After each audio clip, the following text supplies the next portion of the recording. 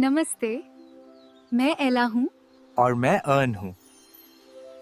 हम आपको अपनी कहानी सुनाने वाले हैं। बहुत ज़माने पहले एक खूबसूरत सल्तनत थी जिसका नाम इलोरिया था। ये सल्तनत नीले पहाड़ों और चमकते झीलों के दरमियान बसी हुई थी। वहाँ के दरख्त हमेशा सरसब्ज रहते, फूल हमेशा खुलते और परिंदों की चाचाहट हर सुबह को एक नए ख्वाब में बदल देती थी। इस सल्तनत में एक निहायत नेक दिल बादशाह और एक रहमदिल मलिका रहते थे। उनकी एक ही बेटी थी, शहजादी एला, जो न सिर्फ खूबसूरत बल्कि दिल की भी बेहद नेक थी। इसकी मुस्कुराहट देखकर हर गमगीन दिल खुश हो जाता था। एक दिन बादशाह और मलिका को इत्तला मिली कि करीबी जंगल में एक बदसूरत जादूगरनी आन बसी है, जो लोगों के जानवरों को पत्थरों में बदल रही है।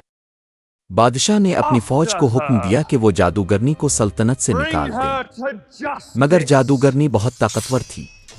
वो फौज से बच निकल गई और जाते जाते कहने लगी, बेटी, जिस पर तुम्हें नाज है, एक दिन खुद इंसान नहीं रहेगी। वक्त गुजरता गया, साल बीत गए। एला बड़ी होकर और भी हुसैन और मेहरबान बन गई। वो हर रोज महल के बाग में जाकर परिंदों को दाना डालती, फूलों से बातें करती और झील के किनारे बैठकर अपना अक्स देखती। एक दिन जब वो झील के करीब बैठी थी, अचानक पानी की लहरों में एक चमक पैदा हुई। एला हैरान हुई।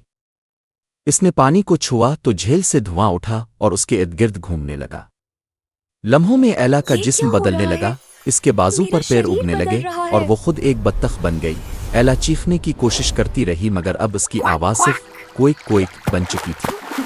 वो पानी में गिर गई और रोती रही, मगर किसी ने सुना नहीं। जादूगरनी का बद्दुआ आखिरकार पूरी हो गई थी। अब दिन के वक्त वो बत्तख बनकर झील में रहती, मगर जैसे ही रात होती वो दोबारा इंसान का रूप धार लेती। वो रोती, आसमान से मदद मांगती, मगर कोई सुनने वाला नहीं था। एक रात वो झील के किनारे बैठी थी कि अचानक एक घोड़े की चाप सुनाई दी। एक शहजादा आरन वहां शिकार के लिए आया था। इसने एला को देखा जो चांदनी में चमक रही थी। वो चौंक गया, इतनी खूबसूरत लड़की इसने पहले कभी नहीं देखी थी। शहजादे ने नरमी से पूछा, तुम कौन हो हसीन लड़की? तुम अकेली इस वीरान जंगल में क्या कर रही हो? एला ने सब कुछ बता दिया, अपना जादू, अपनी बद्दुआ और अपनी बेबसी। शहजादा आरन के दिल में इसके लिए हमदर्दी और मोहब्बत दोनों जाग उठे। मैं तुम्हें इस जादू से आजाद कराऊंगा, चाहे मुझे अपनी जान ही क्यों न देनी पड़े। अगली सुबह एला दोबारा बत्तख बन गई। आरन ने अपनी आंखों से देखा कि वही लड़की जिसे वो रात को मिला था अब एक बत्तख है। इसने फैसला किया कि वो जादूगरनी को तलाश करेगा। वो दिन रात घोड़े पर सवार होकर जंगलों, पहाड़ों और नदियों से गुजरा। आखिरकार एक तारीख गार के दहाने पर पहुंचा। गार के अंदर वही जादूगरनी बैठी थी। शहजादा बोला, अपना जादू वापस लो, वरना मैं तुम्हारा महल आग लगा दूंगा। मोहब्बत का दावा हर कोई करता है, मगर सच्ची मोहब्बत दुखाना आसान नहीं। अगर तुम वाकई इससे मोहब्बत करते हो तो 3 आजमाइशों से गुजरना होगा। अगर एक में भी नाकाम हुए तो तुम दोनों हमेशा के लिए अलग हो जाओगे। पहली आजमाइश में जादूगरनी ने शहजादे को एक जादुई आईना दिया, जिसमें वो अपनी सबसे बड़ी कमजोरी देख सकता था।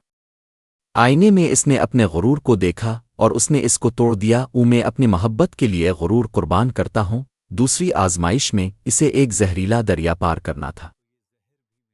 अगर प्यार सच्चा है तो ये जहर भी मेरा रास्ता नहीं रोक सकता।